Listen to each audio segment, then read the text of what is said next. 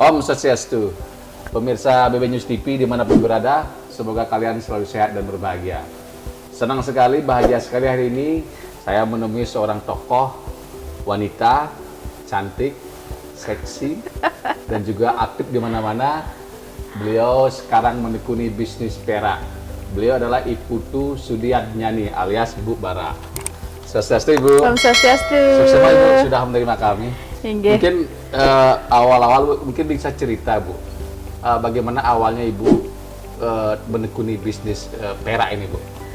Iya, sebenarnya sih ya bisnis. Kalau bisnis perak sebenarnya ini udah dari dulu, dari kan saya asalnya bukan dari sini, asal Singaraja, tapi menikah ke sini. Nah kebetulan daerah sini ini memang sentral pengrajin perak, dan suami itu turun menurun memang dari dulunya memang perajin perak dan segala logam lah, bukan perak saja ya. Nah jadi seiring berjalannya waktu, saya dulu sebenarnya memang kerjaannya di luar, saya Japanese guide, dan setiap saat bawa tamu ke arsopnya orang lain kan, masyarakat di sini. Nah di sana saya berpikir bahwa pekerjaan saya itu tidak akan mungkin selamanya bisa, karena kan jalan kan, jadi maksudnya bawa kemana-mana, seiring umur nanti suatu saat saya harus istirahat di rumah gitu loh. Jadi kapan momen itu tercapai ketika Ibu dulu seorang guide memutuskan untuk bisnis ini? Ya sambil jalan sih sebenarnya ya, jadi sambil guiding saya sedikit demi sedikit mendesain. Jadi karena apa yang ada di galeri saya ini saya pikirkan sendiri, saya desain sendiri gitu loh. Jadi apapun yang ada di sini ini nyawa saya gitu. Jadi tidak membeli barang. Berarti luar biasa Ibu kan tidak punya keahlian skill secara. Iya. Tapi Ibu bisa memikirkan desain apa? Iya. Dari mana itu ininya Bu? Itu apa ya? Saya tidak pintar melukis ya, jadi seorang desainer itu biar tidak salah, bukan harus terjun langsung melukis, terus mengerjakan, enggak, tapi pemikir ya. Jadi kita memikirkan, pada saat itu tidak ada orang pakai yang perempuan itu yang gede-gede, yang aneh-aneh itu, nggak ada yang saya lihat. Jadi dari tahun ke tahun, saya 20 tahun guiding, dari tahun ke tahun ketika kita pergi ke arsop, yang ada hanya itu-itu aja desainnya gitu loh. Nah jadi dari sana saya berpikir, kenapa sih untuk orang lokal nggak ada gitu loh, lokal Indonesia lah, selain lokal Bali ya. Jadi di sana saya mencoba untuk membuat sesuatu yang spesial, sesuatu yang gede, heboh, glamor, mewah kayak gitu pikiran saya kan. Nah 1, 2 saya bikin itu lumayan laku gitu, responnya baik sekali. Nah jadi pas pameran Pesta Kesenian Bali, di sana saya memang membuat sesuatu semua yang baru, sampai orang-orang nggak percaya. Emang ada yang pakai dengan desain yang besar seperti ini gitu. Awalnya jadi orang ada STP ya. Dibully lah ya. Jadi seorang desainer itu emang harus apa ya? Harus punya ide baru, terus tidak takut berinovasi, tidak takut untuk berpikir sesuatu yang aneh. Jadi kalau seorang desainer itu yang biasa-biasa saja, enggak kali ya. Akan diingat ya. Enggak diingat. Nah, kalau sekarang desain-desain saya itu kan udah identik dengan yang besar, yang heboh. Itu kalau udah melihat barang, seandainya pun bukan bikinan saya, mereka pasti bilang, oh itu pasti di Bara beli. Ya. Lalu gimana Ibu, misalnya ini kan mendesain sehingga produk ini Ibu ini kelihatan menonjol Ibu. Artinya sekarang kan banyak desain perak gitu misalnya. Tapi orang bisa melihat, oh itu desainnya Bara, oh itu buatannya Bara gitu. Apa yang menjadi nilai anunya Ibu itu, sentuhannya? Sentuhannya itu branding pasti ya. Jadi rebranding suatu produk itu akan di branding oleh desainernya ya. Jadi kenapa saya tampilan seperti ini, itu juga bagian dari rebranding produk saya. Jadi membranding produk itu tidak gampang. Ketika kita memakai, misalnya ini barang-barang begini kan mudah ditiru. Nah saya memakai barang A, terus ditiru sama orang. Itu belum tentu orang itu laku ketika memakai gitu loh. Jadi membranding diri dulu, membranding perusahaan, dan membranding produk yang apa yang kita bikin. Lalu perjalanan Ibu ini kan, kalau kita bicara wanita Bali Bu ya, ini kan termasuk langka lah. Ibu termasuk yang berani mengambil keputusan ini. Nah kira-kira apa yang mendasari Ibu sehingga berani pahit Bu? apa ya, dari dulu saya sih inginnya satu, awalnya saya ingin apapun yang saya lakukan itu dengan atas kejujuran ya, kejujuran hati, keikhlasan, terus apapun yang orang bilang itu haknya mereka gitu loh. Nah jadi ketika kita bikin sesuatu yang aneh, yang heboh, yang tidak biasanya orang-orang itu akan merespon pertamanya negatif gitu loh. Jadi sebagai seorang desainer itu jangan pernah berpikir bahwa apa yang kita bikin itu orang suka. Enggak, kalau saya nggak pernah berpikir mau orang itu suka, mau orang itu enggak, itu haknya. Yang jelas saya setiap saat berpikir membuat barang itu memang harus lain daripada yang lain. Iya. Lebih baik berbeda daripada kualitas lebih bagus ya Bu ya. Berbeda itu lebih penting Bu ya. Iya, perbedaan itulah Khas, yang ya. memunculkan kekhasan dan bisa membranding produk kita. Lalu setelah Ibu mungkin artinya mantap di sini, nah kira-kira bagaimana Ibu selanjutnya setelah sehingga Bara bisa seperti sekarang ini Bu? Aduh, ini saya mengucapkan terima kasih banyak sih ya, yang sebesar-besarnya. Ini semua atas berkat Bank Indonesia ya. Jadi Bank Indonesia itu membina saya itu dari bukan hanya kita membina disuruh jualan terus dapat uang, enggak. Jadi Bank Indonesia membina UMKM seperti saya itu dari cara berpikir, terus bagaimana kita membranding produk, bagaimana kita menghadapi customer dengan santun, bagaimana customer itu tidak bisa melupakan saya. Misalnya satu hal yang sudah saya lakukan setiap saat itu adalah welcome drink di sini itu pasti saya tawarin, apakah Bapak berkenan minum kopi atau teh. Dari sana orang itu akan terkesan. Jadi ketika kenapa teh, kenapa kopi hangat panas ya? Nah, ketika dia minum kopi panas atau teh panas, itu mestinya ada waktu menunggu untuk minuman itu bisa diminum. Saat itu saya bisa berbicara. Jadi kedekatan emosional itu akan terjadi ketika ada kontak yang akrab ya. Nah itu kan sebuah keahlian Bu. Artinya kalau saya dengar nih, kalau konsumen datang ke sini kalau ketemu Bu Bara tidak cukup ngomong 1 jam. Ini kan perlu juga mungkin bahan yang banyak Bu. Kira-kira bagaimana Ibu menyiasati hal itu? Saya kan keuntungannya saya itu ex-guide ya. Jadi hobi saya berbicara. Jadi di sana kelebihan kita yang harus kita munculkan. Jadi produk boleh sama, tetapi bagaimana kita menampilkan produk itu agar lain daripada yang lain, terus bagaimana kita menyapa customer itu agar tidak mudah melupakan saya. Ya, jadi dengan cara satu suguhin bermacam-macam, ada kopi, ada teh, ada camilan kan. Terus saya ajak ngobrol. Walaupun misalnya tamunya begitu banyak, kadang grup bisa 300 orang, bisa 400 orang. Saya berusaha mendekatkan diri dengan mereka dengan cara saya gitu loh. Jadi bagaimana saya bisa orang mengenal saya itu satu persatu, bahkan sampai sekarang walaupun keadaan ekonomi dan COVID ya. Jadi tapi dari Jakarta kadang nelpon apa kabar. Itu cukup. Jadi customer yang nelpon kita, yang berhubungan dengan kita, bukan harus dia belanja, tetapi sekedar menanyakan kabar. Itu berarti mereka masih ingat saya. Nah itu dah, kalau Ibu tadi ngomongin tentang COVID kan memang dampak yang ada sekarang besar Bu ya. Tapi Ibu kelihatan masih tetap eksis kira-kira. Apa ada perubahan gaya bisnis Ibu atau bagaimana? Apakah masih apakah sekarang orang kan bicara masalah online, masalah mungkin lewat anu yang ada itu, pasar-pasar yang ada. Kira Ibu melakukan itu apa bagaimana? Ya pasti, karena kita tidak bisa melawan arus kan ya. Jadi kalau memang sistem sekarang itu adalah online, digital marketing, kita harus ada di sana juga kan ya. Jadi saya ada di Instagram, saya ada di Facebook, saya ada di Shopee, Lazada, Blibli.com, apa itu ya, yang lainnya. Terus ada juga sekarang TikTok. Itu keren loh. Jadi saya belum sebulan, baru beberapa 3 atau 2 minggu ya di TikTok. Itu udah follower udah sampai 15.000 kan ya. Jadi kita aktif, kita menyapa dengan santun ya. Jadi apa ya? Media sosial itu kalau kita bergunakan dengan baik itu adalah ladang uang. Lalu kira-kira kalau Ibu melihat sekarang, misalnya kan bisnis lagi mungkin semua lesu lah Bu. Kira-kira dalam situasi seperti sekarang ini, bagaimana artinya dari sisi penghasilan itu Bu? Apakah pasti sudah tergerus ya Bu ya? Kalau bicara tentang penghasilan sih ya, namanya kita pengusaha, dapat 1.000 mau 2.000 ya kan, mau 2.000 mau 3.000. Jadi yang jelas memang berkurang, sangat berkurang. Tetapi kalau pribadi saya tidak pernah ingin membicarakan tentang kegagalan. Saya tidak ingin membicarakan tentang keluhan, saya tidak ingin membicarakan tentang, aduh kapan sih COVID berakhir, enggak. Itu apa ya? Itu akan membuat imun saya turun. Jadi saya merasa bahwa saya baik-baik saja. Itu kan sebuah rasa yang penting. Artinya dalam situasi yang mungkin orang merasa tertekan, Ibu tetap optimis itu. Bagaimana Ibu membangun rasa optimis itu, Ibu? Kalau rasa optimis sih mungkin ya sudah mendarah daging ya. Saya sering dari dulu sih optimis aja, apa sih? Yang artinya dengan segala keruwetan yang ada, kalau kita itu terus mengeluh, terus berbicara bahwa saya tidak bisa. Saya selalu tanamkan di dalam pikiran saya pasti bisa dan saya harus bisa. Saya baik-baik saja, jadi saya tidak ada masalah dalam hidup saya.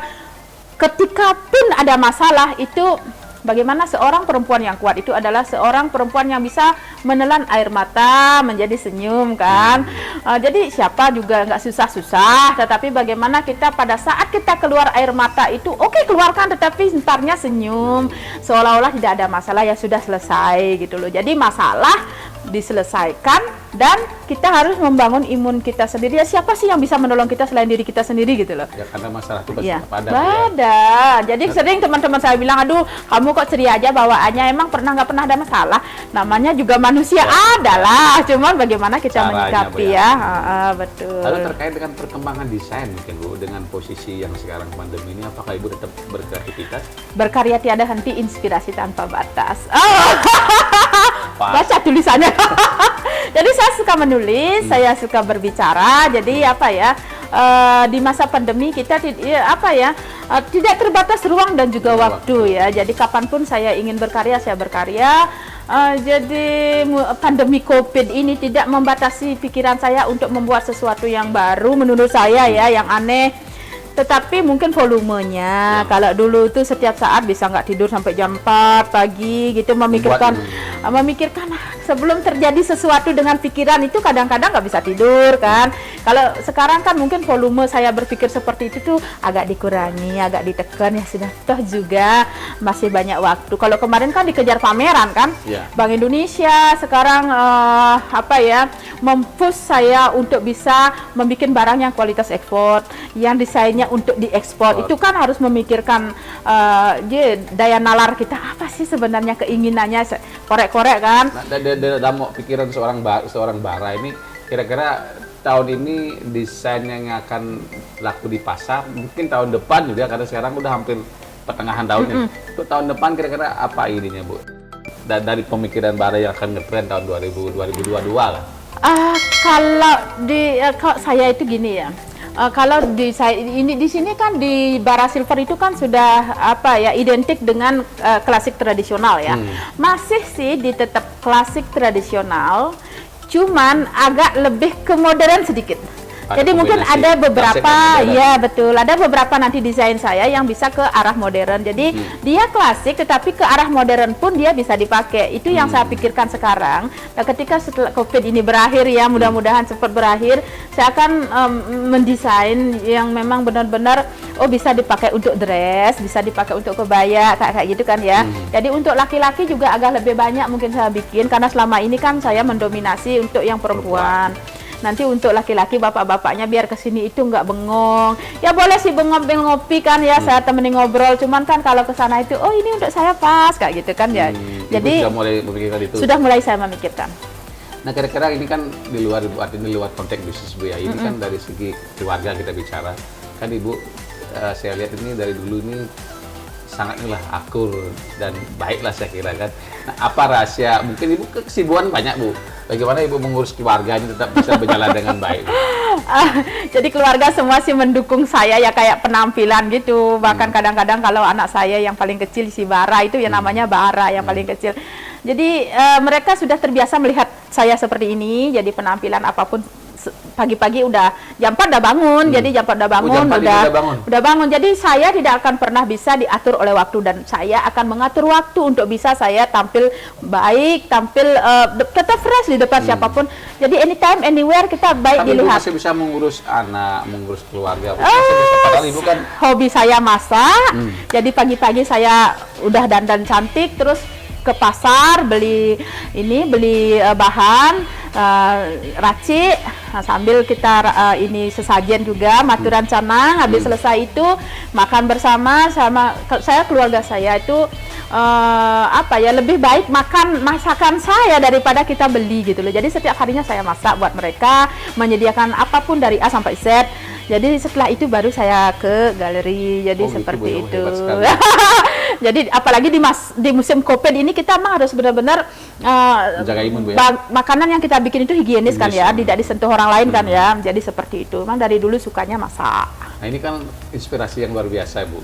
Nah, kira-kira kalau kita bicara masalah wanita Bali ini kan seperti ini kan sulit, Bu. Nah, kira-kira apa yang mungkin Ibu bisa bagi kepada mungkin ibu-ibu yang sekarang zaman COVID ini kan ingin juga bisnis dari rumah gitu. Yeah. Kira-kira apa yang bisa Ibu bagi sehingga mereka menjadi bangkit, Bu. Jadi mau berusaha, mau menjadi pengusaha gitu kan. Iya, sebenarnya sih ya kalau ingin menjadi pengusaha itu orang akan lebih merasa itu usahanya itu benar-benar berusaha ketika dia itu mulai dari nol. Jadi tidak harus ada modal banyak terus kita itu sangat gampang.